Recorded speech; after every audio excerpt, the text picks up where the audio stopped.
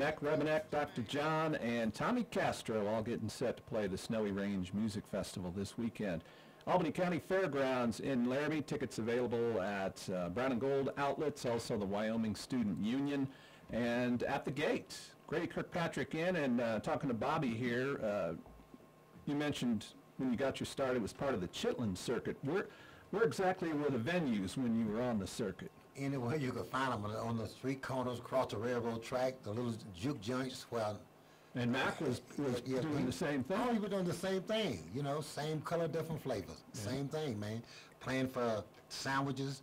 I remember my first gig, the man said, well, if you play well, I give y'all a sandwich. We played for the sandwich. We played so well, the man gave us a sandwich plus 4 more sandwiches. We sell them for 25 cents a piece. He gave us $1.25. Say, hey, man, now you got $1.50. That was the deal, right? That's how it worked. I had Elmo James. I was paying Elmo James. I did in 5 days. I was paying him $5.60 a week. $5.60 a week. Man. Yeah. Freddie King. I'm playing Freddie King $1.50 a night. Man. You know, I make it big money. Well, are the dancers going to be with us this weekend? Yeah, the dancers will be with me the weekend. The dancers not just dancers. They display what I represent. When I say, because I'm a blues singer, but I don't never want nobody to forget I'm a black guy who sings the blues, and I represent my blackness because that's what we do. We jump, we play ball, we play music, we dance, we whatever. The girls just up there displaying what they do, and they do it so well. They do. They're not just shakers. They dancers. That's right. You know. I want to talk to Dr. John Mac Rebenek. You've been making great music for 45 years or so, combining that musical gumbo that includes a touch of funk, blues, R&B, a little voodoo, rock, Creole. Who are a few of the people that really had the biggest influence on you when you started playing? I don't know. I tell you, I had so many people that was influencing me, you know, from, I remember when I was studying guitar lesson with Papoose, he played with Antoine Delano and with Deborah Dahmer, but I had so many great guitar teachers. Mm-hmm.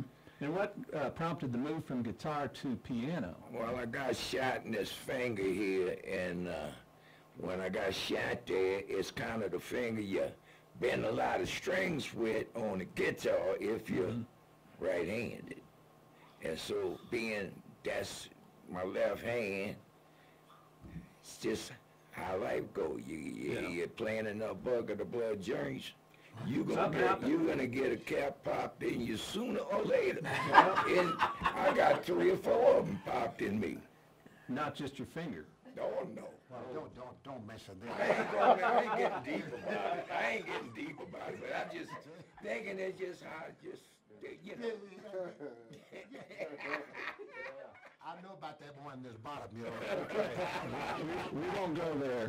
Yeah. You're certainly a doctor of musicology. Where did the name Dr. John come from? Well, it used to be a nickname in the streets in New Orleans.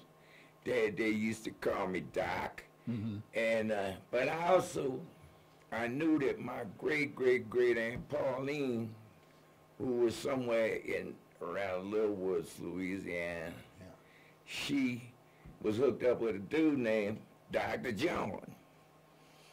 And Pauline, that was like back in the game. You started out as a session musician, played with Sonny and Cher, among others. You were on Exile on Main Street with the Rolling Stones, played with Clapton, Aretha Franklin, and you cut your first record back in 1968. We actually played... Well, that's the first record I made with Dr. John, but I was making records since the early 50s, and I just never had no records that nobody ever heard back then. But I played a lot of records with Joe Tex and people that was selling some records, Charles Brown, and that they sold some records. And I played on their records, but that don't mean nothing. What kind of pushed you forward to make your own? What? I tell you the truth, I hated frontmen's. I worked for enough cats, but I liked it. Marvin Gaye, I liked it, Joe Tex, and I liked Big Joe Turner. And there wasn't a whole lot of them cats. Most of them cats was crazy. Bobby tell you this. You met a guy who was a front man, he was trouble. It wasn't just big capital T, you had to put a accented U on the cap of the T because it wasn't enough of a T. There's another record that I'd heard about, came out in 1974, Destitutively Bonnaroo. And this was long before the Bonnaroo Festival in Tennessee, and it's a Cajun word, Bonnaroo? Well, I tell you what, I don't want that festival to know where they got that word from, but I'm gonna keep that to myself. But I'm gonna tell you what, it's not a Cajun word, and it ain't but it is something from an institution. Okay. It's an institutionalized word. Indeed. There you go. One of my favorite film documentaries, Martin Scorsese, I believe, The Last Waltz from the band. You played on that. There were all kinds of folks there, and we're going to play this one with an introduction from Robbie Robertson from the band's Last Waltz in 1976. Hello, Dr. John McRevenack.